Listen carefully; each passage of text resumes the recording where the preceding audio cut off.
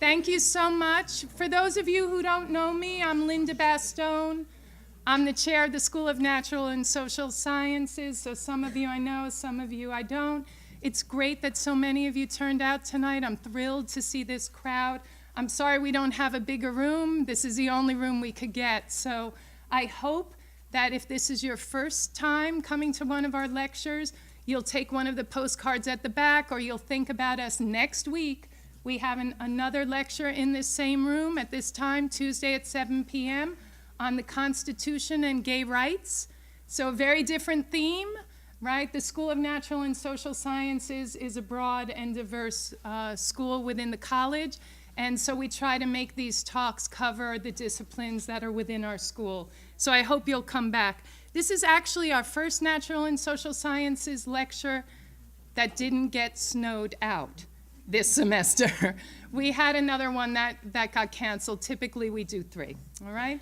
So I'm so happy to be here tonight to introduce our speaker, Dr. Laraque-Arena, who's right here, who will be giving our first talk of the semester.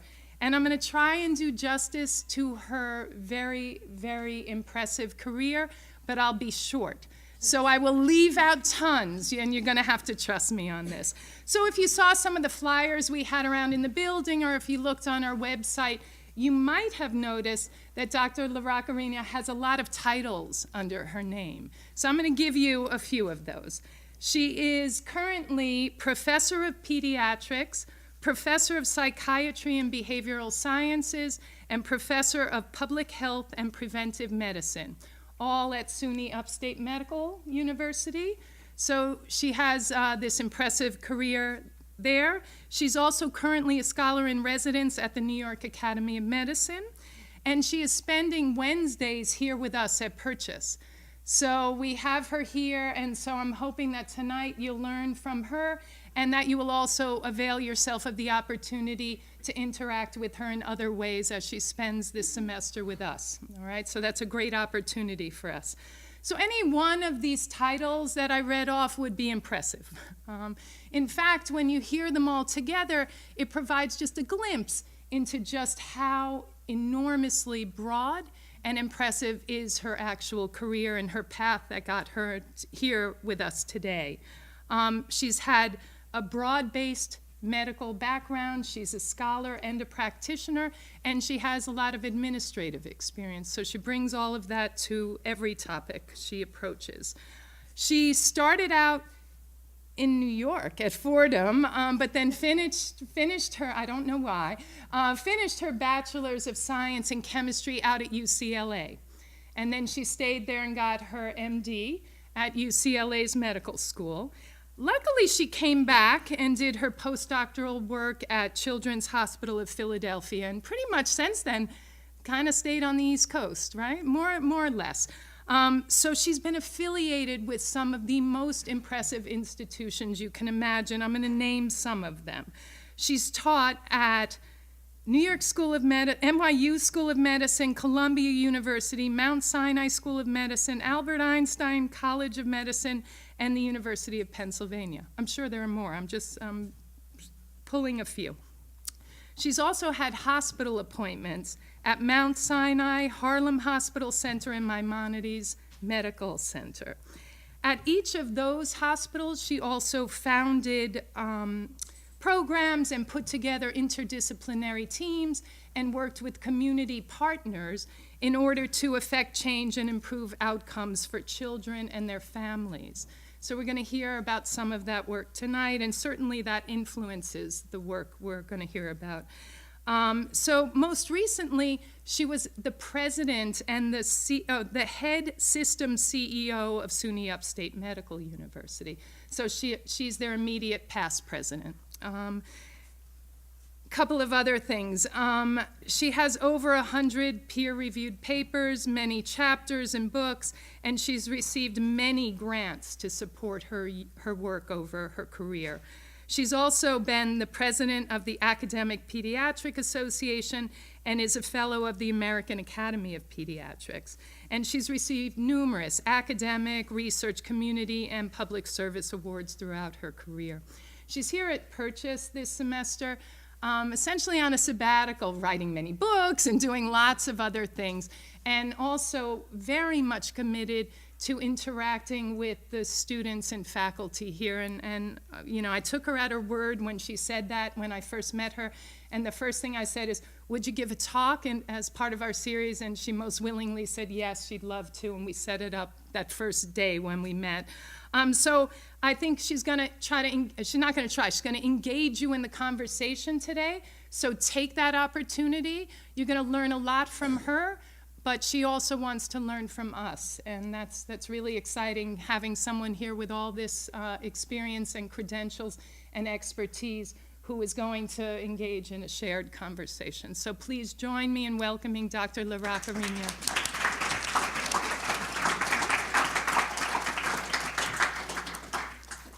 Okay, so I'm glad we have a full room, and I'm going to test out and see if the last person over there can tell me if you hear me well. Very good. Okay, and if you don't, then please let me know. It's a little tough to have a room like this and be interactive, but I'm going to do the best I can. And let me tell you my style. I like when others talk with me as opposed to my talking to you all the time, okay? So if, I try not to pick on people because they usually don't like that, okay? But I am going to try to have you be part of this. So first of all, thank you. Where did Linda go? I'm here. There we go. Thank you so much. It's really my honor to be here at Purchase. And I had a good colleague and friend who was at the Children's Hospital of Philadelphia, where I was really thrilled to do my training, and I did my fellowship there as well, who actually is a graduate of Purchase. And so I never forgot it. She's really artistic, and it's one of the things in my next lifetime I hope to be artistic. So for the musicians and artists and poets and writers in the room, I envy you, because it's what I try to integrate within my own career, okay? But I never forgot that. And also, I've lived in the Westchester area since 1986, so this is home, all right? So I really wanted, during the study leave and sabbatical, to actually come and say, you know, I'd like to spend a little time here. And also because this is an undergraduate campus, the university where I is president is a doctoral sector. So it is postgraduate, and I think there's a little bit loss in that conversation when folks have really filed into their particular areas. I'm a physician by training, I'm a pediatrician, and I'm subboarded in child abuse pediatrics as well. So I want to focus a little bit on the title, Global Child Health Principles and Competencies within the Framework of Community-Oriented Care. That's a mouthful even for me, okay? So I thought, gee, principles, what does that mean? In general, principles mean, how do we conduct ourselves, right? Are we ethical? Do we do the things that do some good? All right? So we're going to get to some definitions, but that is essentially the essence of principles. And what are competencies? I mean, you might ask yourself, what are you doing here in an undergraduate campus, right? Well, you're gaining some skills. So are we prepared for the task at hand? That's all those words mean. Are there things that guide our conduct? And are we prepared to do what we're supposed to do, all right? And then community-oriented care, although I'm going to go fast in some areas where I give you definitions because that's the boring stuff, but I hope you integrate it, because at the end, what we're going to do is to do a case study. I have 2 case studies. I'm not sure we'll get through both, but I will give you these slides, okay? Feel free to, I know plagiarism is not allowed, but please feel free to take it, okay? I try to reference the slides, and also we'll make available through Dr. Baston's office the book that I draw from here. Okay, so we're going to get started. And so I have no conflicts and no disclosures, except that I am the editor of the book that I'm going to be talking to you about. And that book is really a collaborative work of folks all around the country. And so I'm thrilled to have a co-editor who is Benita Stanton, who is the founding dean of a new medical school in New Jersey. Okay. And so here, how many of you, when I say global, thought international? Just raise your hand. Okay, thanks for being straight. The reason I put local there is because global doesn't mean international. It means all of us. And as a pediatrician, what I do is I start at home. Because how credible am I if I'm going to talk about lofty things and improving health, and yet in my own backyard, I don't do that work, okay? So that I think, and for those writers here, and that's what I hear that writers say, write about what you know, right? Write about what you know, what you're comfortable with, and you really have a sense. So that's what I would ask you to do. In the book, as I said, I'm going to cover chapter 1, and I'm going to cover part 2 and the preface of that, which is basic principles. And so I want to have a show of hands of how many students in the room, and I think I know the answer. All hands will go up. How many students? Trainees. Raise your hand. Not faculty. You know what? I'll do it the opposite. How many faculty are in the room? Okay, very good. So the rest of you are students. How many in the sciences? Oh, wow. Okay. All right. How many in music? Art? Social sciences? Okay. What other categories could I go? Film. Okay. All right. So we are a diverse group of individuals. And so giving you a lecture on this, I am going to go high level in terms of the kinds of things we talk about. But I'm going to start really simply. Okay? And I usually start with this question. Your reason for being here today. Okay? And so it could be that Dr. Baston promised many things for you to show up here today, all right? And that will remain nameless. But it could be that you're interested in the title or, by extension, global child health. So what I want you to do is to turn to the person next to you, okay? And discuss for a minute or so your reason for being here, whatever that reason is, okay?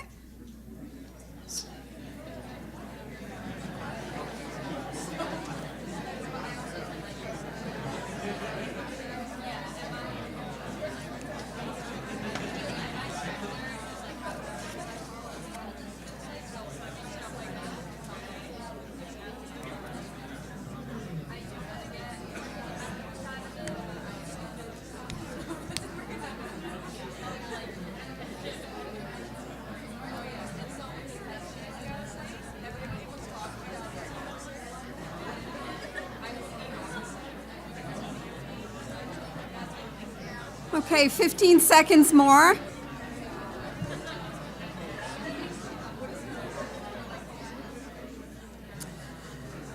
Okay, so we're going to get started again, and what I'm going to do is to share with you why I care about this topic, all right? So I don't know if any of you have heard the statement that all of us adults, we're all adults in this room, right? We were all children at one time, correct? Okay. You may know, either through your life experience or through exposure to various experiences, that not all children live to be adults. You are aware of that, right?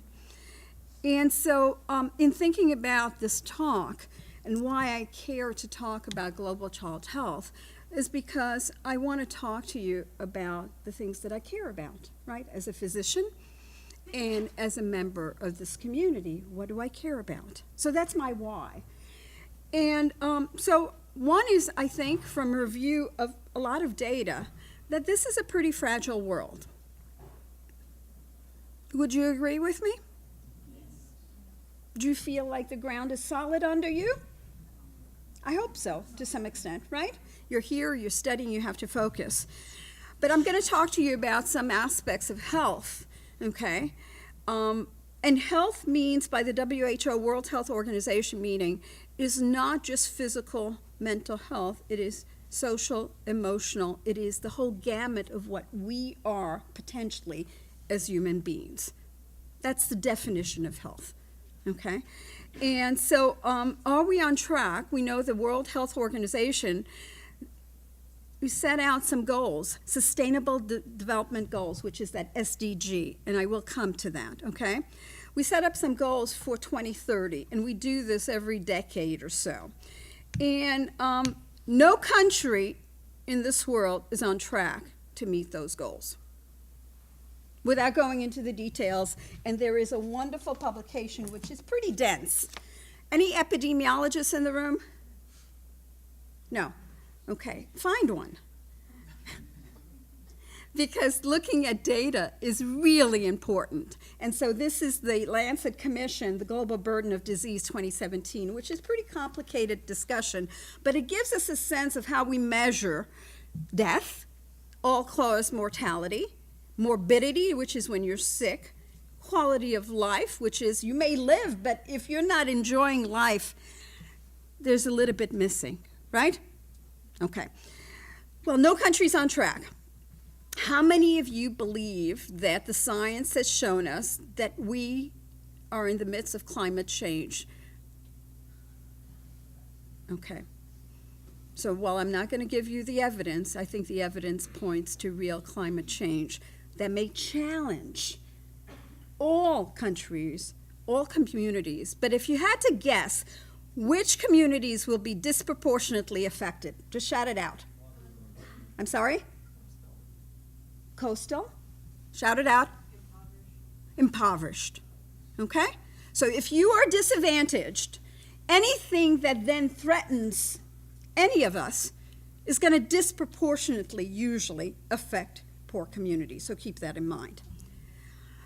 We also like to take a look, and I'll share the data with you for the last 50 years, whether we've made progress. The short answer is yes, absolutely we've made progress with respect to death and illness, okay? But there's a slowing down of that progress. And so we have to be vigilant as to why that deceleration in progress is occurring. And again, my focus is children because in my view, and I'm going to give you some opinionated stuff, I hope to back it up with data, but I believe a reflection of a civil society is how it takes care of its children. Okay?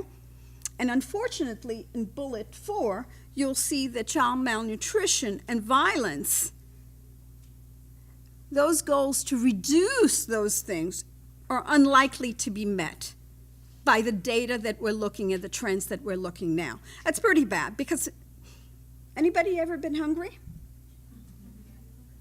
Unpleasant. If you do that to a developing brain, it's catastrophic. Okay? So malnutrition is really something we should be focused on, and violence, and I'll show you the data.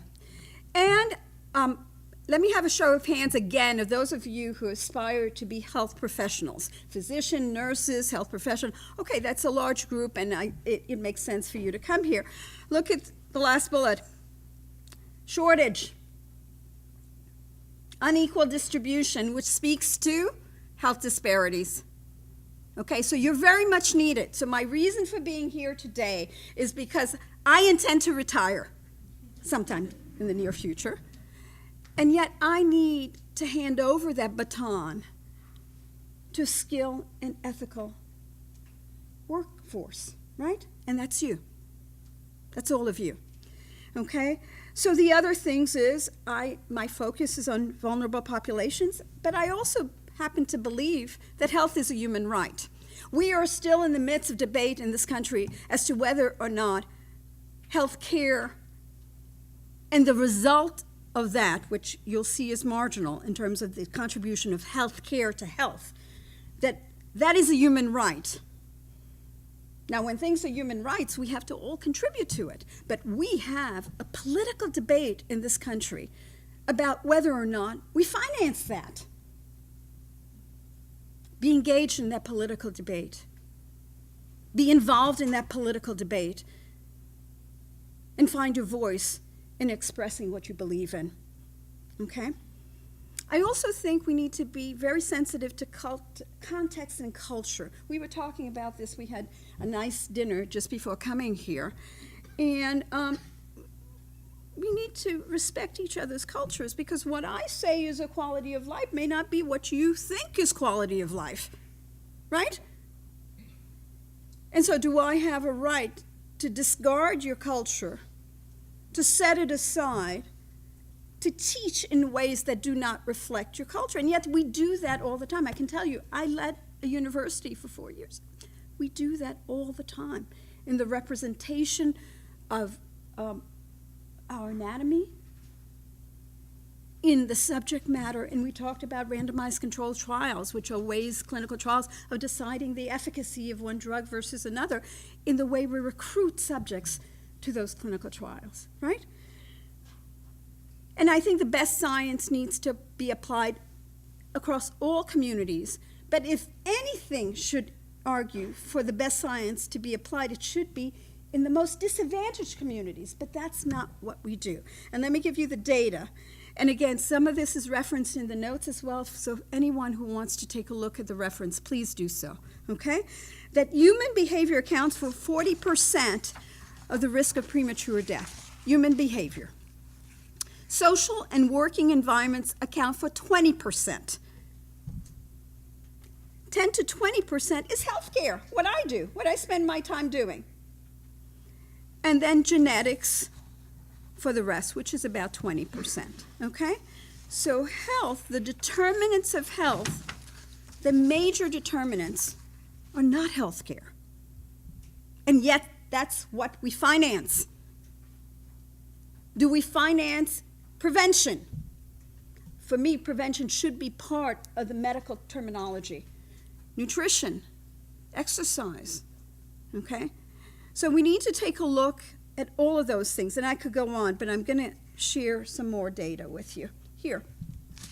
So I referenced the global burden of disease in 2017, which looked at the 8 specific mortality is death, and life expectancy, you know what that is, from 1950 to 2017, and I think that slide it missed the 0, okay? So sorry about that.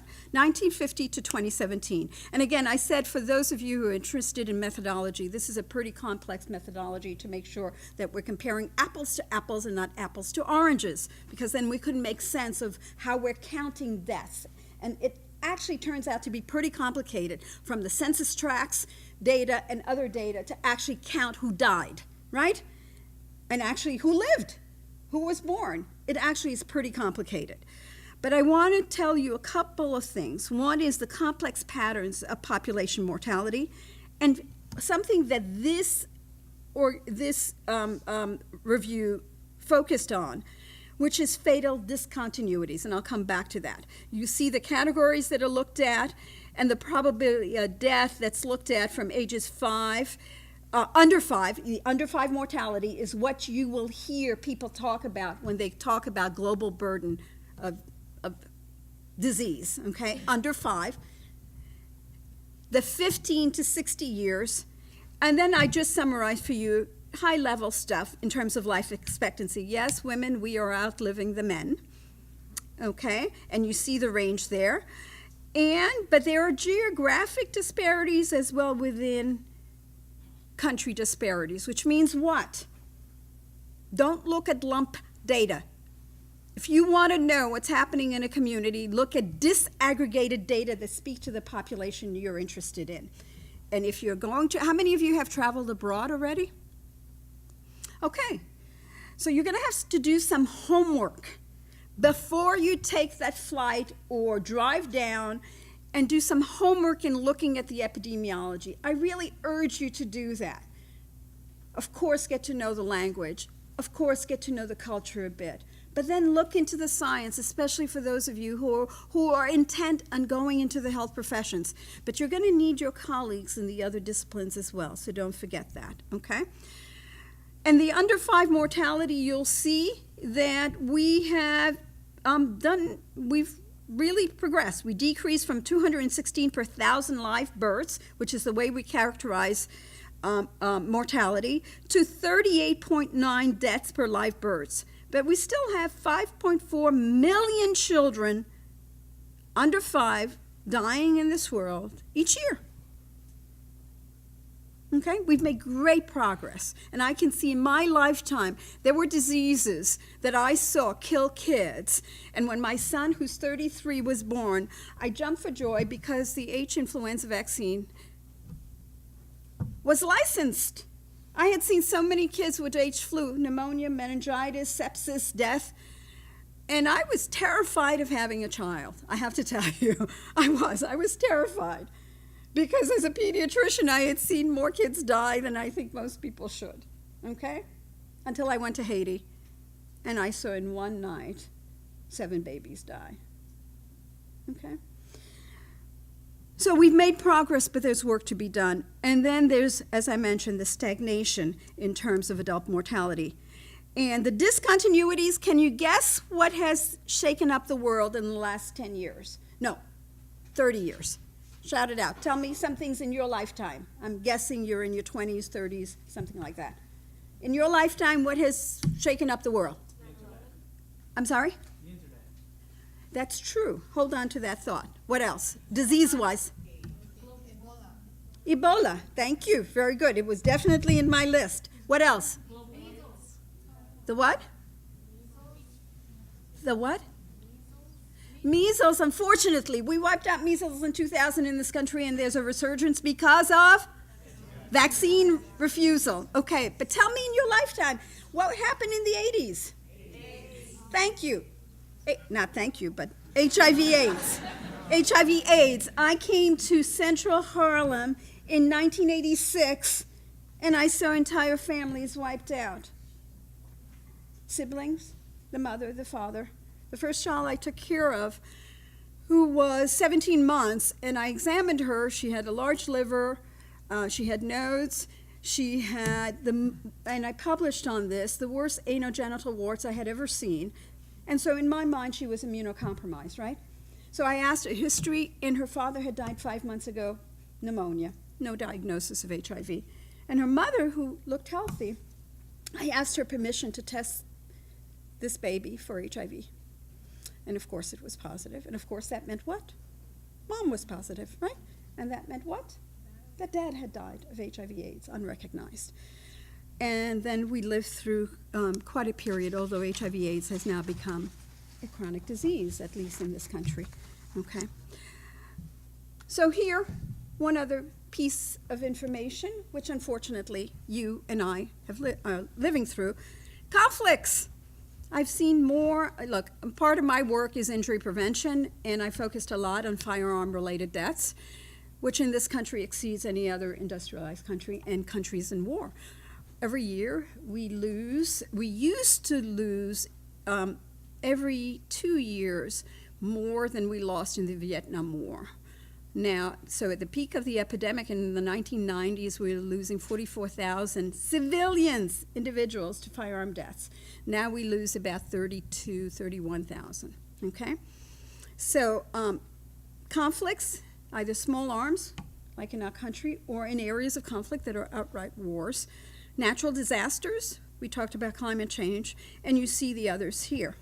So there are compelling reasons for me. I'm still on my why. We'll get there, okay? And I know this is going to be a long night, but I want you showed up. So I want you to be engaged in this discussion with me. And I'm going to go through one last data slide. And this is only focused on high-income countries. We no longer use the terminology developed, underdeveloped, or whatever. That's really, we're talking money, right? Because you may be culturally quite developed and economically not so. So the terminology here is, this is Global Burden of Disease and UNICEF, which is the United Nations International Children's Emergency Fund. That's what it stands for, okay? In high-income countries. And you look at probability of death under the age of 5, it's about the same in all 37 countries, even though you have to look really at not only disaggregate the data, but you really have to look into much more detail to see differences across countries, although those differences do occur. Now, for the probability of death in the age group 15 to 60, you see the U.S. is among the 6th highest. Probability of death is not good, all right? Among 37 countries, we are the sixth highest, among the 6 highest. Life expectancy, the reverse, we are among the 6 lowest, okay? So we don't live as long. That's not good. And among 29 countries that were reviewed in terms of the data for child well-being, the U.S. ranks number 26. I think we could do better, right? Okay, so I'm going to go here and talk to you a little bit about the Sustainable Development Goals. And since I know that it's hard to be awake, where is my mouse? There. At this time, I am going to then do this. So here, first of all, tell you what, the 2013 Agenda for Sustainable Development adopted by the United Nations member states in 2015 provides a shared blueprint for peace and prosperity for people and the planet, right? Remember, the planet matters now and in the future, okay? And you can certainly, this is available on the web, you can just Google this, okay? But I wanted to play this for you because I want you to remember the Sustainable Development Goals, which are different from the Millennial Goals, okay? Because they're really high-level goals. So take a look at this. And you can dance a little.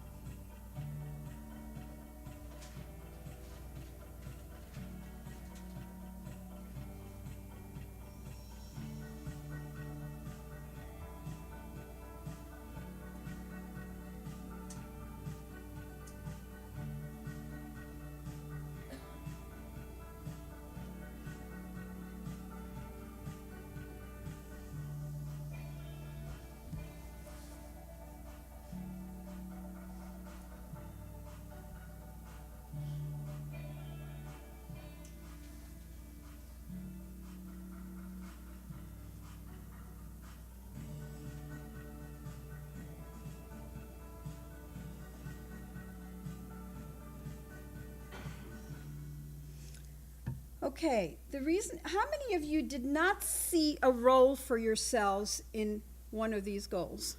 Did not see yourselves in one of these goals? Okay, that means all of you are involved, should be engaged in finding a role for yourselves. Now let's see if I can go back to, I think it's here and here. Okay, good. So I wanted you to get a view of this because it was a shifting in thinking at the world level that we needed to focus on these very specific high-level areas. Everyone in this room has a role to play in improving health. There is a term called health in all policies, which the New York Academy of Medicine, and if you're not a member, I've been told, please join. We welcome students. Health in all policies, because if we're not healthy of mind and body, spirit, etc., then it's hard to do the work that we do, okay? And the next one is certainly focus on sustainable goal number 3, which is good health, to ensure healthy lives and promote well-being for all at all ages. So as a pediatrician, I tell you that please think of life. I'm the same person as I was when I was a year old. A little more mature, a little taller, but in terms of basic genetics and the importance of my life was really important at a year of age. And we seem to think of children as what their potential is and not for who they are at the moment. It's important to support children for who they are at the moment, for the reason that I mentioned, but because they deserve our respect. They deserve that their bodies are respected, their minds are respected, their wants are respected, and that we nurture them, and that our policies reflect that. So I really wanted to focus on that, okay? So I'm going to move along a little bit faster here because keeping in mind what you shared with each other about your why for being here, and I hope it was reflected in some of the whys that I shared with you, we're going to move on how you would address the health of children, right? This is not just an exercise in telling you the why, but you have a role, so how do we do that, okay? So here, index cards. Who has an index card? Okay, I think I distributed about 40. So if you don't have an index card, take a piece of paper. You all have paper, okay? And I want you to write two ways, with the knowledge you have now. You do not need to be a physician to answer this question. With the knowledge you have now, give me 2 ways that you can improve the health of children locally and globally. Okay? And please don't put your name on it unless you really want to, because what I'd want to do is to give those cards to Dr. Baston and to have the faculty share what you think is important, okay? So just take a minute, and I want you to write a couple of ways that you think we can address the issues here, okay? So you thought about the why, and hopefully you cared about global health and children, or not. But how would you make your impact? Or how do you think it needs to be addressed?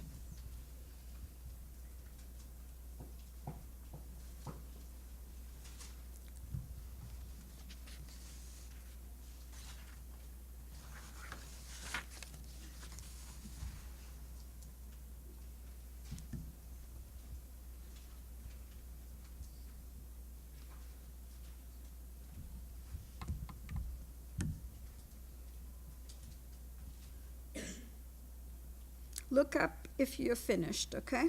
So I have a sense. I want to give you another minute.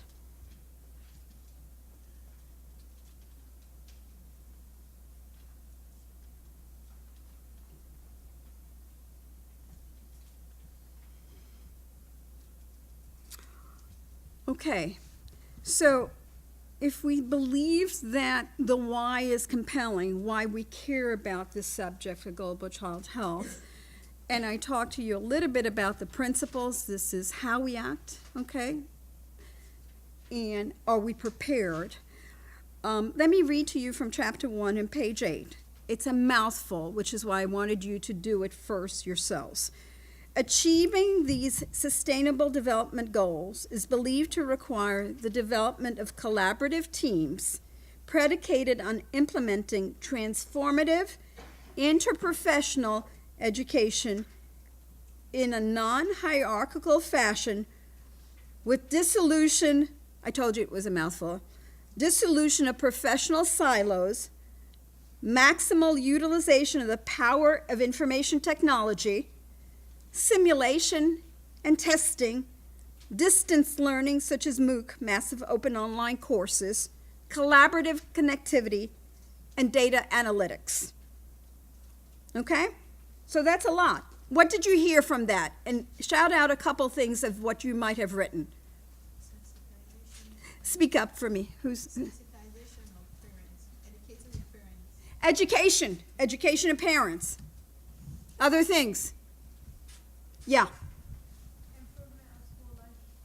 Improvement of school lunch, right? We are debating whether school lunch is free in this country. And we know that school lunch and other things, food stamps, what do? They reduce poverty.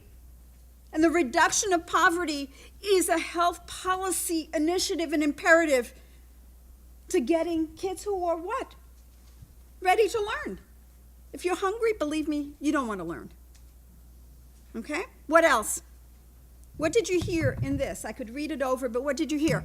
Can we do this alone? Okay, so you heard the terms collaborative teams. I'm a physician, but I've done child abuse work for over close to 40 years. And I knew when I got funded for the first child protection team in the state of New York in 1990. And there was one stipulation for me. I knew exactly how to examine a child, from babies to adolescents. I knew exactly what the anatomy looked like. I did not shy away from looking at genitals, okay? But I would not do this work without my social worker and my psychologist, because I believe that taking care of the body was actually the easiest part, even for traumatized kids who had been beaten or sexually abused. But I knew that healing of that child would require a collaborative team. And so physicians, and for those of you who are heading for physician pathway, please leave your egos outside the door.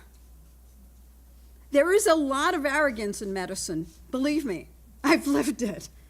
Leave your egos outside the door and bring your minds and your heart. So we'll continue.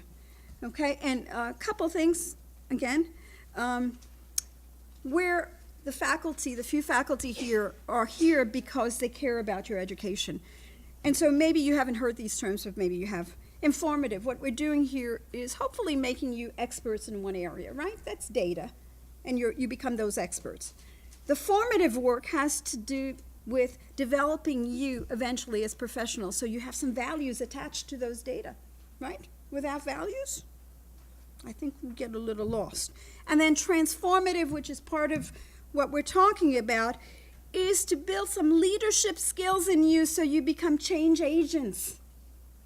Don't accept the status quo, because it will not yield the outcomes that we need. So I'm going to move along fairly quickly. There was let's see. Okay, so my how. You've answered a little bit of how you would address this. I'm going to go quickly on this, and please forgive me, it is in the notes, and you can certainly get it there. I believe that we need to engage the community. So much of research and work is done in the absence of community input. And there's a lot written about this in terms of the definition, and believe me, the definition matters. So many of us would not even stop to define community. We would think we know what community means. But the reasons for such precise reference speaks to, are you talking about a census tract, a zip code, a health service area, a political jurisdiction, okay? And how does that relate to the characterization of the nature of health, the social, economic, and environmental problems in a community that then must reflect the kind of work you do as a physician, as a nurse, as another health professional. So you need to be community-oriented in order to solve the problems of that community. And the other thing is, what are the parameters for grouping us? Does it unite us or does it divide us? Is it because of a common language? If I'm in the South Bronx and I want to take care of a predominantly Latino population, I hope I speak Spanish, okay? If I'm in Brooklyn in a Haitian community, I hope I speak Creole. Maybe a little French, but I hope I speak that. So taking a look, is it a social construct of race? Lots of talk about racism, lots of talk about how we're divided, you know? I think we're all human beings, the last time I looked. But yes, our racial identity and ethnicity and culture matters because it matters to us and how we identify ourselves, but it's a social construct. Does that divide us or does that bring us together? And I could go on. Gender is a big one. There's a Lancet Commission on Gender in Medicine and Science. It's very thought-provoking, and maybe I'll make sure that Dr. Bastin has a copy of this. So the other is engage the community. You got that, right? And achieve health equity. Many of you have heard the term health equity, but perhaps, right? But I want to say a few words about it. Inequity. So differences in health between individuals or population groups within society are labeled inequities when those differences are considered unfair. So I have brown hair. Who has blonde hair over here? You have blonde hair. Is that somebody here with a hat on has blonde hair? Very good. Is that an inequity? Of course not. It's a difference. Inequity is when that difference is felt to be unfair. That because I have brown hair, I get to go in that door, and she doesn't. That's an inequity, okay? So I wanted you to know that and to hear the term social determinants of health, and I will have at the end of the session a handout on social determinants. We just don't have the time to go over that, but I wanted you to go through this. So yeah, we usually have teaching points at the beginning, but I wanted to engage you a little bit. So I'm going to go very quickly on this and understanding the 5 Ps of the perspective of child health, and then to identify some of those competencies of preparedness for engaging global health. Please, those of you who travel, I'm going to say this many times, please do not go cold turkey and then not engage with the Ministry of Health or other relevant organization when you go, and you know how many times I've seen that happen. Student goes for 2 weeks and they just go without preparation. We are not doing a good job in higher education in preparing you for what you need to do. So we'll go over that. And understanding the concept of community pediatrics and community-oriented care. I will not touch on the other things that you see here, training ourselves through the other areas here or translational research, but I wanted you to know that those teaching points are important and reflected in the book. So the 5 Ps, the principles and perspectives, and how we are here. Populations, get the data. Understand who you are engaging with in terms of the data, of health status of the population. Polarizations, understand what polarizes folks, and you see the definition there. You need to be aware of those tensions, okay? Let's say in your undergraduate class, I decide that sophomores are better than freshmen. I just make that decision, all right? And I give all the resources there. I think that would be polarizing, don't you? Yeah, so understand that. Positive strategies, evidence-based. If you're going to have an intervention, make sure the data support it, and then you measure the outcome, because sometimes you think it's going to make a difference, it actually does more harm. Persistence, advocacy, and action. And of course, we talked about partnerships. You'll have these slides. Don't feel like you have to write everything, okay? Competencies. Okay, now I do have a handout for the competencies, okay?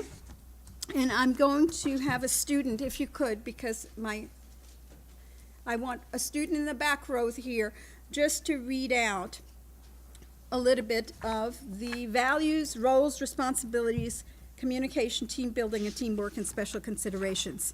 Okay? Can I have a student just volunteer? And if you would kindly stand up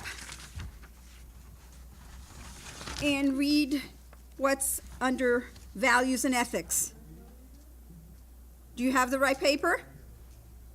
Okay, can you stand up for me, please? Thanks. And shout it. And if you want, if you read it to yourself first, take a couple words you think, if you want to shorten it, that actually crystallizes what values and ethics means. That's a lot to ask you, so if that's not possible, just read it.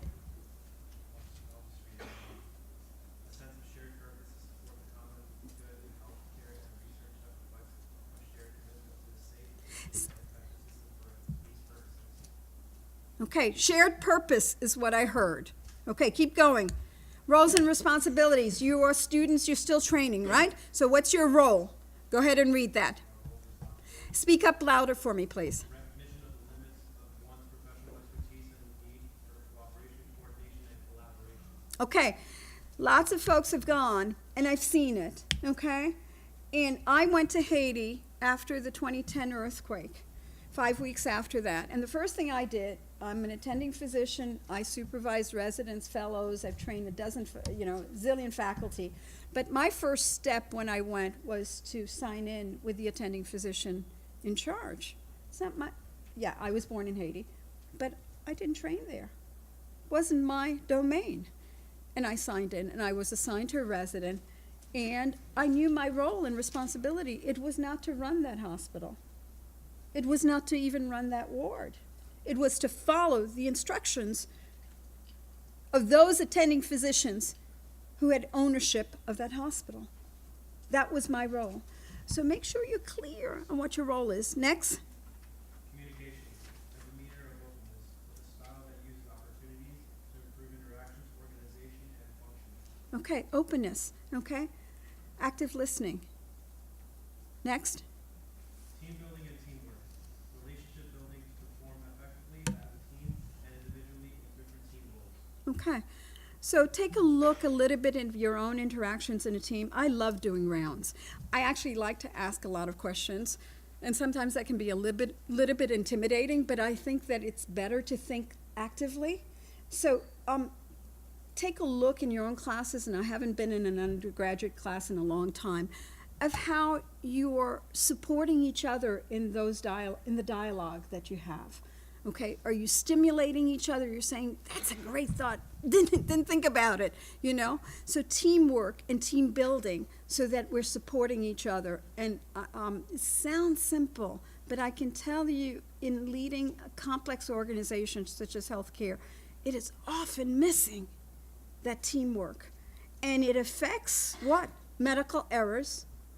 We know that. We have the data to show it. And patient satisfaction. All right? And last one. Special considerations.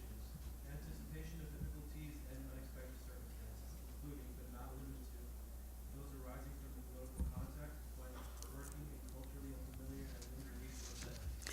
Okay, that's a mouthful, but to tell you that particular challenges in a setting, understand if you're going to a war zone. My daughter is a fourth-year medical student, and last year she wanted to go to Honduras, and her father objected.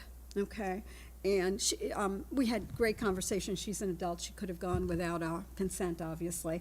But we were worried for her safety. And I think, again, in preparation, okay, and that was Honduras. Haiti now, of course, is under really terrible political strife.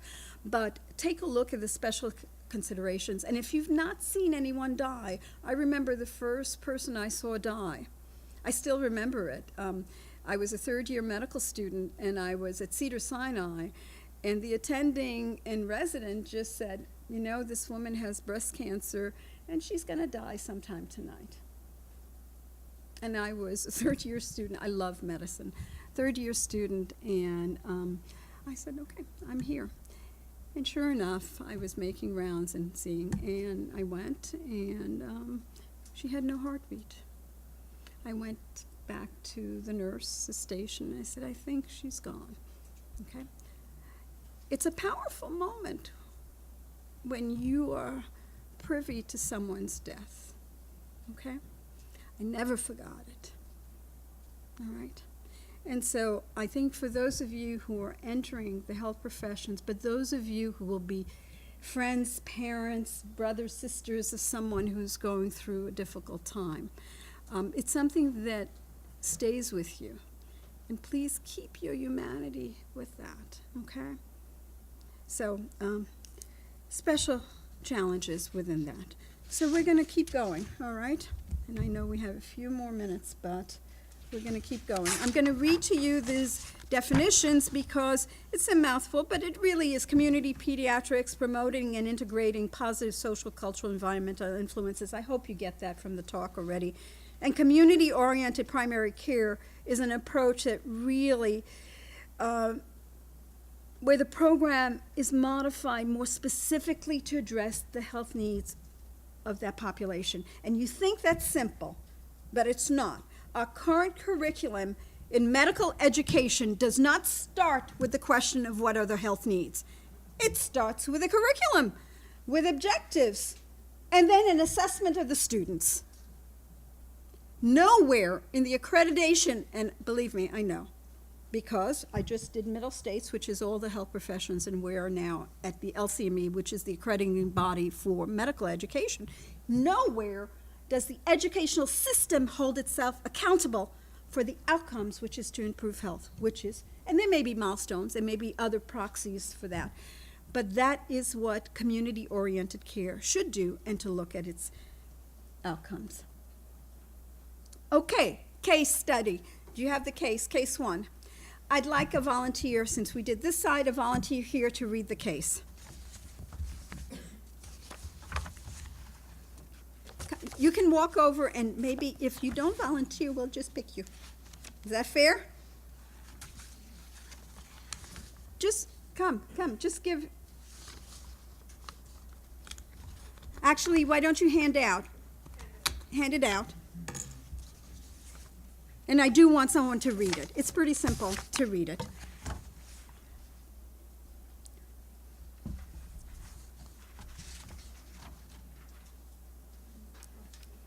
Okay, And as she's doing that, if somebody who has gotten it, if you could please volunteer and just read the case.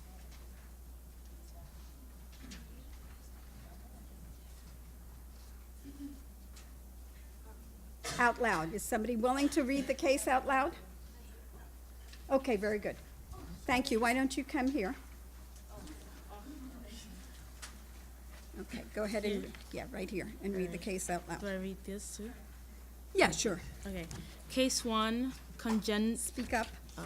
congenital Congenital? heart disease in Haiti, genesis of the Haiti Cardiac Alliance.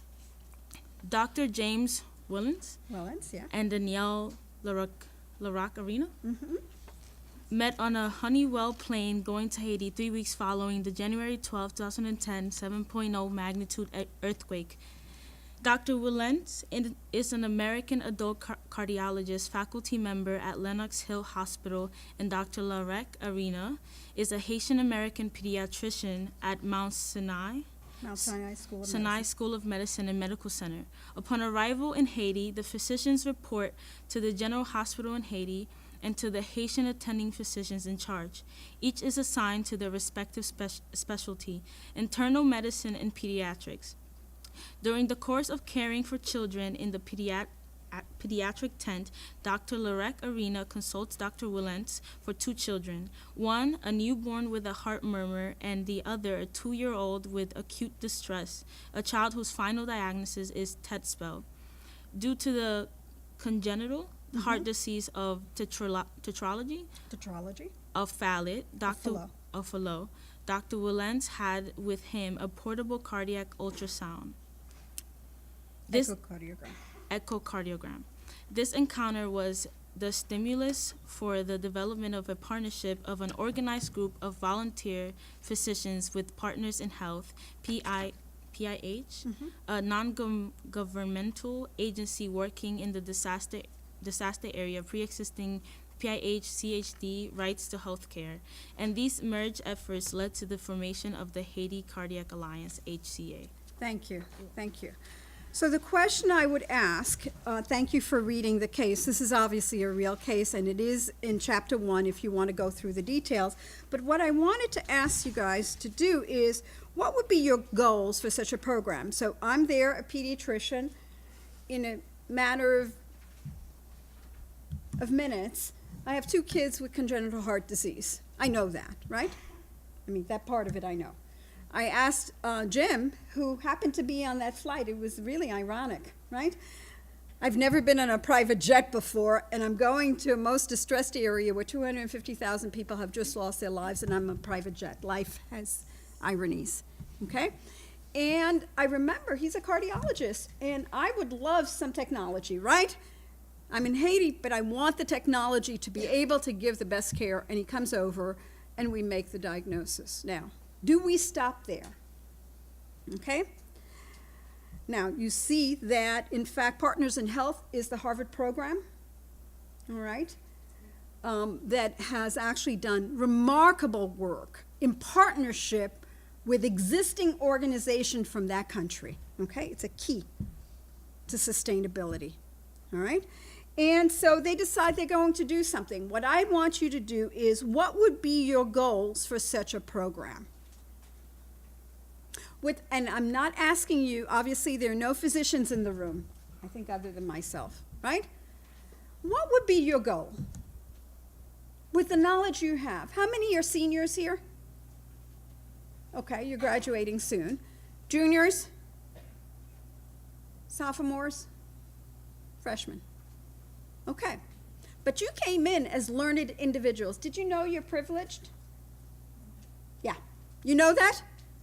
The scheme of life, you are extremely privileged, and therefore, I hope, give back. What would be your goal?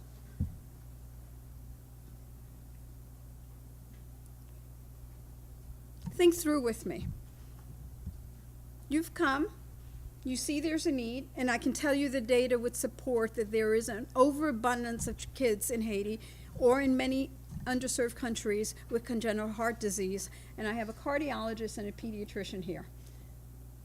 You have a few options. What's one option? Shout it out. What's one option?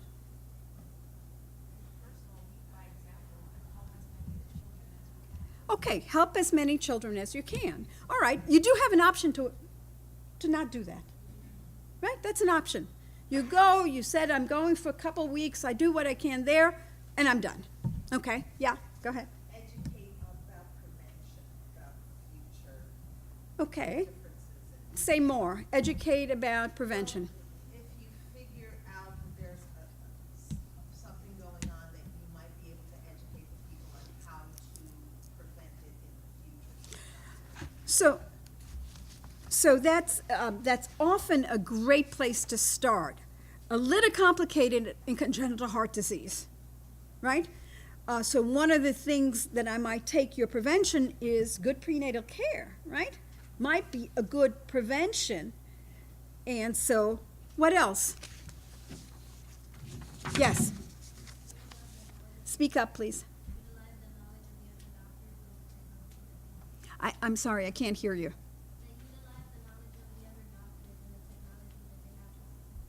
Build up, did I hear? Build up the knowledge of the other? Utilize the knowledge. That's a great point.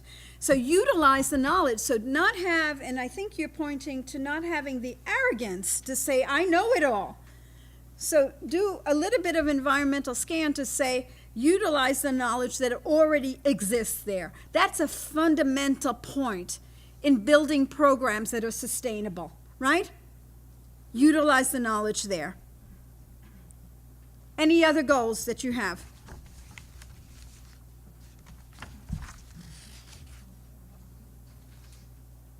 Okay.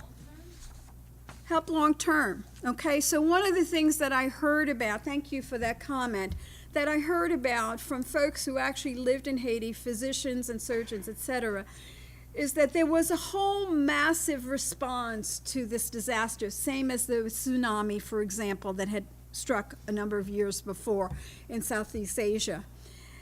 And, you know, there were more amputees than you can imagine, all right? But people, when anybody had surgery here before, I've had surgery, okay? So it's not just the surgery, right? What's the post-op period like? Pretty brutal, right? Would you agree? You need pain management, wound management. You need to not have an infection. And what do you think most NGOs, non-governmental agencies, did? Leave. Leave. Not because they were bad people, but because there wasn't a systems approach to look at sustainability and long-term effects. So you guys are being trained, are being educated to look at the data, the global impact of what a country like this could do for good. And then you must use your skills and your intellect to put together programs. So I'm going to read to you some of the goals that they had. And I can tell you that Jim is wonderful. We've been in contact. He wrote the chapter of this book, okay?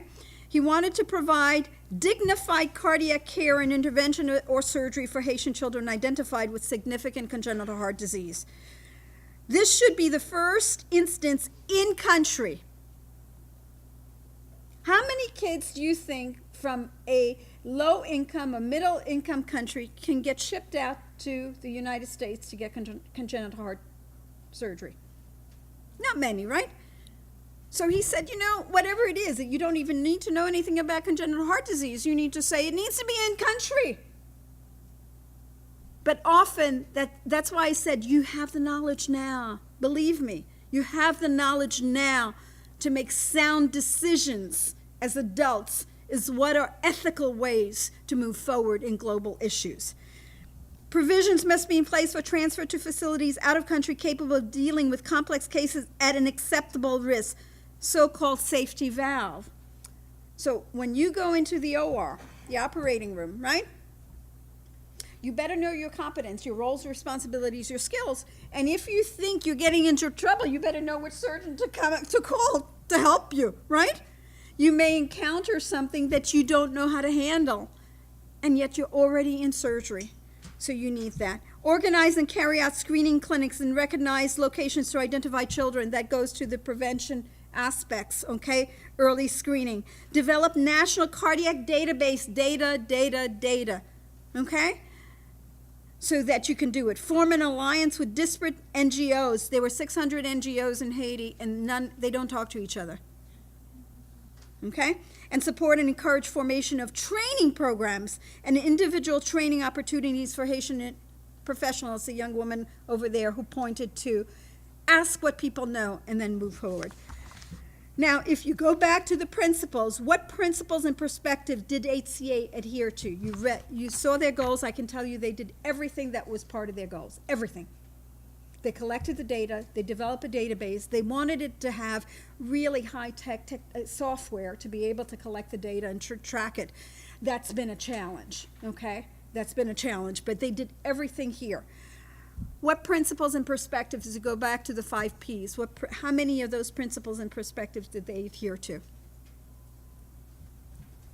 You need to go back?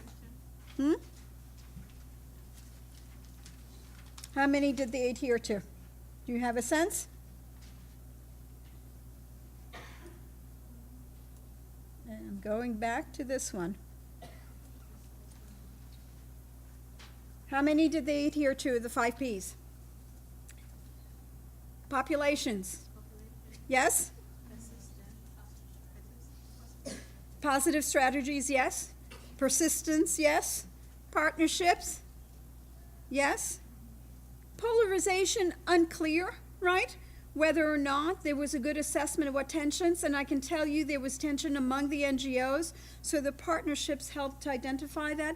What's the other thing? Could be that the Ministry of Health or the government there might be resistant, and in fact they did engage them to make sure that they were involved in the solution, okay? One thing you don't want to do is to go to another country and tell them what they're doing wrong. They don't usually like that, okay? Even if you're right. And what competencies did you need? All 5, right? Okay. This is one case example. The next case, which I think we're going to have to stop, correct? Yeah, I think. Okay. Is one that you can read in the chapter. It had to do with the high rates of injuries in the central Harlem area. When I started in 1986, to set the context, firearm injuries were, for adolescents, was one of the leading causes of death. Motor vehicle crashes, okay? Pedestrian injuries. There were lots of kids playing in the streets. How many of you remember that when it was really hot in the summer, which is the peak of injuries, that the, what do you call? Fire hydrant, they would open up the fire hydrant to keep kids cool.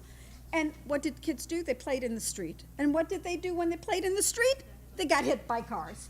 And in fact, sometimes the water would jut out and hit them. And we used to call, and you see it in the case, statutory hall, because in the summer, all the kids had broken femurs, fractured femurs, okay? Now, are you aware of de Blasio's Vision Zero program?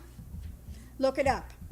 It is to say one of the leading causes of death for children remains pedestrian injuries, and for the elderly as well. That's an environmental intervention. My grandmother was killed on Queens Boulevard. Anybody ever cross Queens Boulevard? Okay, is it a safe street? No. Okay, my grandmother was 76 years old, and she began, I am sure, I was not there, but I am sure she did not begin with the red light. But she did not get across, and she was killed instantaneously. So what, this is not rocket science, what could you do to have prevented, prevention, what could you do to prevent that death? Length of time. Nobody had counted the number of seconds it takes for somebody her age to cross from A to B. Pretty simple. You can do geocoding, right? GIS, Geographic Information Systems, for those of you who like data. Map it out, map out where the injuries occur, and take a look at the environmental scan to see what's causing those injuries. Highly preventable, and that has been done. So Vision Zero, I went to NIAM, to the case, and I noticed something different. When I make the corner at NIAM at 103rd Street, when the light when the pedestrian has a walk sign, same direction, I, as a driver, do not have green. Simple change. And when I have green, the pedestrian doesn't have. Normally, going the same direction, I have the green and the pedestrian has the green. And guess what? You turn into the pedestrian and you kill them. I can tell you. I've resuscitated those kids and sometimes I've lost them. So simple engineering. So those of you who are mathematically oriented or think that the problems are not, they are not insolvable. The policies, our willingness to engage politically and to make those changes is what holds us back. It's not our intellect. It's our ability to think critically and to say, that doesn't make any sense. Okay? So I'll stop here. Let me see if I had, yeah, I'll stop here. And I hope I've given you a few things. One is, you're important. Your education is so important. And you have the wisdom and the intellect and hopefully the drive to make a difference, to make this a better world. And I have full confidence that you will. Thank you.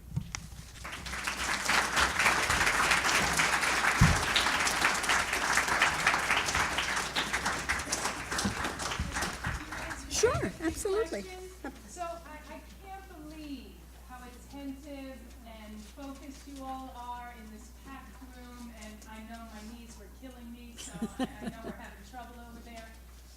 But if you can stick around and ask a few questions, so maybe the whole group can hear, and if you ask a question, ask it loud so we can share. Just a few more minutes, and then we'll break, and if you have individual questions, you can come up on your own. So somebody ask us a question that we might all benefit from. It can be on any topic. Yeah. Well, I was thinking while you were speaking, right, like, I'm really into law, right?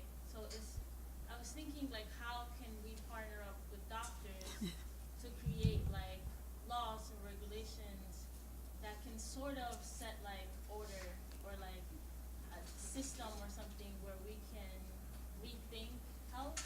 And if you have those conversations with lawmakers, and like have you been in those rooms, and how are they reacting?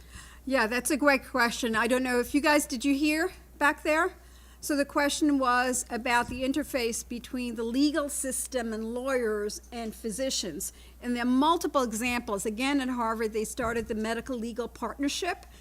The example was that for kids with disabilities, that access to the services that kids with disabilities need is pretty complex, okay? SSI, Social Security, et cetera.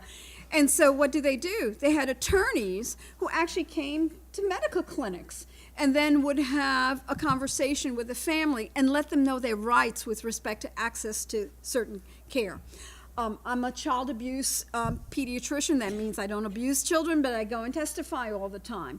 I think that the interface between law and medicine and child abuse in the 1970s was when we first passed the law that said that we are mandated reporters, teachers, physicians, nurses, health professionals, anyone who's caring for a child is a mandated reporter. It is no longer my option to say, I suspect, and obviously as a physician, my option to say, I suspect abuse, and I don't report it.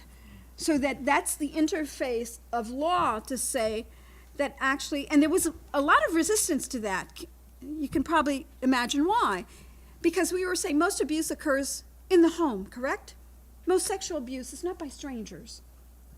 Physical abuse and neglect, not by strangers, but by, it's intrafamilial, which is a really tough topic. So we needed laws to begin to shape what physicians had understood. They needed help. You couldn't do it just one-on-one. Other examples are health policies, okay? So, you know, the whole debate around whether or not health care is a right? So we have Medicare, which occurred in the 60s, right? Social Security and Medicare, Medicaid, you know, for those who reach certain or under certain poverty levels. And so we need attorneys to be able to help us craft. So was on the board of directors of the American Academy of Pediatrics, and we have a government office in Washington with 11 attorneys who know law, because I'm not an attorney. Now, you could get there are some MD, JDs, so for those of you who want to follow that path, it is a path. But we have 11 attorneys who could talk to us about what we should be looking at as model bills to be able to improve health. Okay? Seatbelt, car seats, right? In the 70s and 80s now, it is mandatory. It is not an option for you not to put your child in a car seat. That did not exist in the 60s. And it required the interface with law and judges and bills to be able to do that. If you have a chance, and any student who's interested, I could put them in contact, because it's really worth going to Washington or to Albany to do some lobbying, okay? Because you can talk to your representatives and talk about policies that affect health. So thank you for that question. Yeah. You mentioned social and emotional health and how that's important, and I'm a psychology major, so I was wondering how, like, when, like, going abroad and helping people out there, like, medically, like, are psychiatrists, like, also important in that? Yeah, great question. Absolutely. In fact, I would say to you, the field of trauma-focused care has come into play because folks, and I mentioned that with respect to evaluation of an abused child, especially sexual abuse, which tends to be pretty covert, right, is that mental health is really important. And it actually is, obviously you need to survive a trauma, right? So that physically you need to survive a trauma. But following that, mental health, psychologists, psychiatrists, social workers, community health workers, okay, really critically important. When I went to Haiti, again, to point that out, it was the medical school, one of the medical schools had been completely wiped out. And then what was fascinating there, and I was a little surprised by it, is that they said to me, you know, it's the first time the students learned mainly from books. They didn't have rotations, they didn't have an anatomy class, they didn't have this. But it was the first time that those students actually went into the community. And what did they find? They found that those kids actually needed basic mental health support because they had seen their friends die, their mothers die, their fathers die, relatives die. So that is critically important. So that field is really important. Great question. Yeah. Yes. What are the main duties of a child abuse physician? Okay, so a child abuse physician, like myself, it has to be a pediatrician, so you do a first board certification in pediatrics. So for medicine, for those of you who are wondering, after undergraduate, you do 4 years of medical school, then you do internship and residency. In my case, I did a fellowship as well for research. And then you can be sub-certified, sub-boarded. And for child abuse, there is a certification exam. So I'm a boarded pediatrician who's passed an exam, right? A national exam. At the time, I also had an oral exam. They don't have the oral exam anymore. And then you have to take a period of study. I was able to grandmother in because I had actually taught those who were going to, but I was allowed to take that exam. Currently, there's a fellowship that follows residency where you do 3 years of additional study and research, and then you take a certifying exam. So that's really, for pediatrics, 3 years, an additional 3 years, so 6 years after your undergraduate study. And then the domains of study are physical abuse, traumatic brain injury, fractures. It's a whole series of things. So that's the content of it. Does that answer your question? So, but what are your, main Duties? Yeah. Okay, so if a child comes in and has an injury, I'll give you an example. I was called to the emergency department at, which hospital was it now? I'm forgetting. I'm getting old. Anyway, I was called, and there was a mother who brought in a 2-month-old. I think the child was about 2 months old little boy, and he had a depressed skull fracture. Not good, right? Because depressed skull fracture, you've actually impinged on the brain. It's not the fracture of the bone that's that important. It's actually the brain injury that's important. And she didn't give them a story. And so they called me and they said, we're talking to this mom. They obviously are taking care of the baby medically. They called the neurologist, they called the neurosurgeon, they did x-rays of the whole body, they examined the baby, etc. He was actually alert.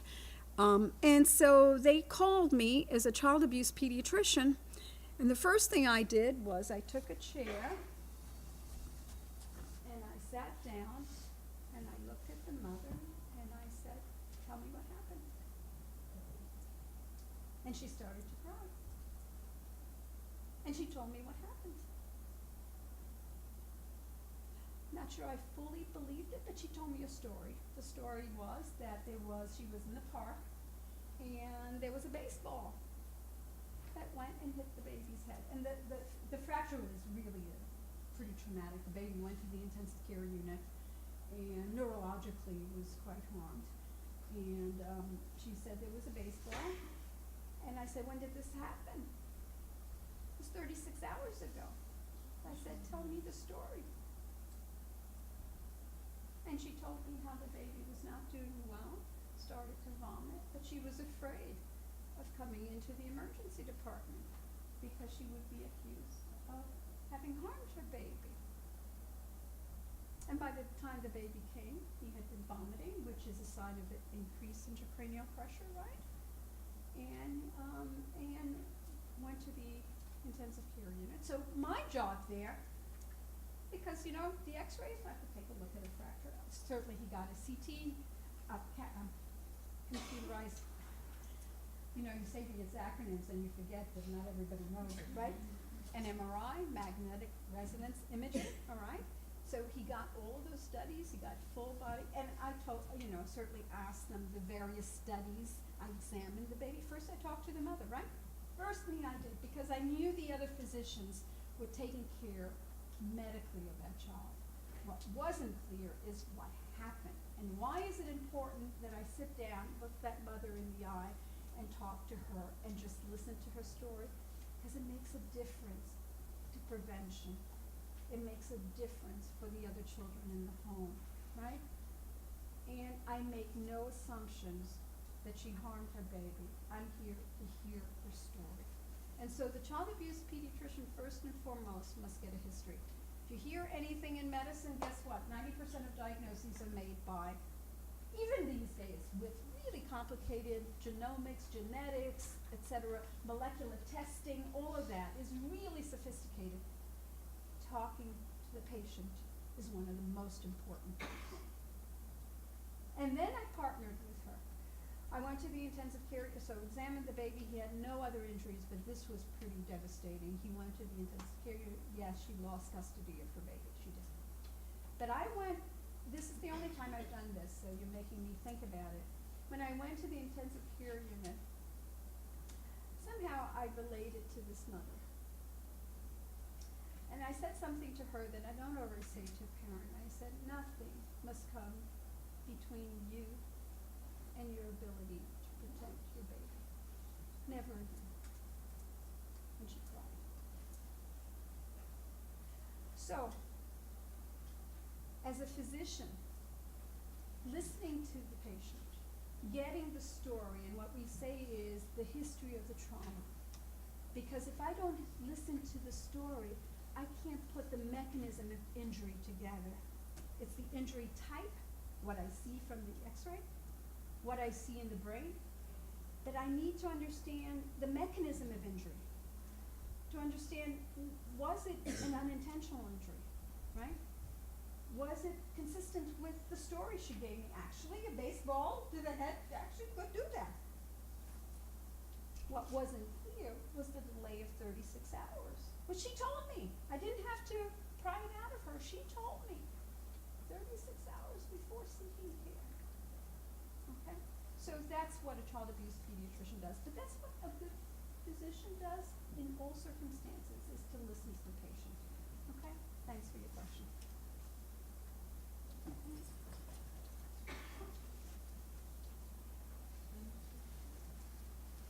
Okay, I think the night is getting long, so really thank you. And again, I put my room number there.